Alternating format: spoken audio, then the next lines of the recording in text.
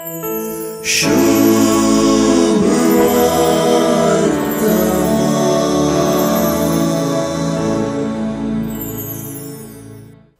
सुवार्थेंतली दाकामोळ्यांतल्या गेणी वकलांची वपार आयकतना नाका नाका म्हळ्यार इजायाच्या 5व्या अध्यायाचे सुरवातेर सांगलें दाकामोळ्यांचें गीत उगडास येता.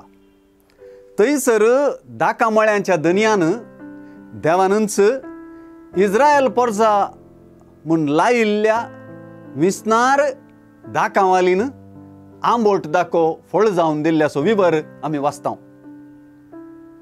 कांय थोडे बदलावनेन जेजून आपली वपार सांगल्या तरी जेजून सांगले वपारीन ती विशय फळाचो वा फळादीकपणाचो.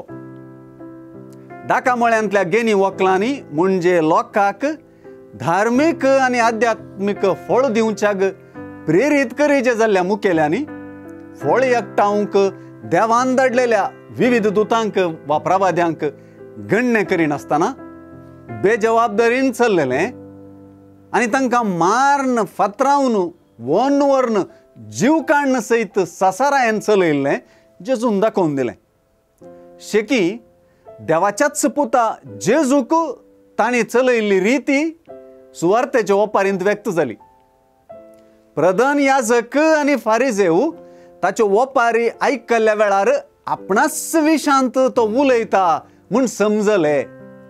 ही उतरां सुवार्थेच्या शेवटाक सांगिल्ली. जेजूचे ओपारीचो फार प्रधान याजक आनी फारिजेवांक सारको लागलो म्हूण सुचयतात. बांदप्यांनी उपकार ना म्हणून सांडुल्लो फातरच जावंक पावलो मुल्या फातर. सर्वेस्पराचें काम तें. आमच्या दोळ्यांक तें एक विचित्र.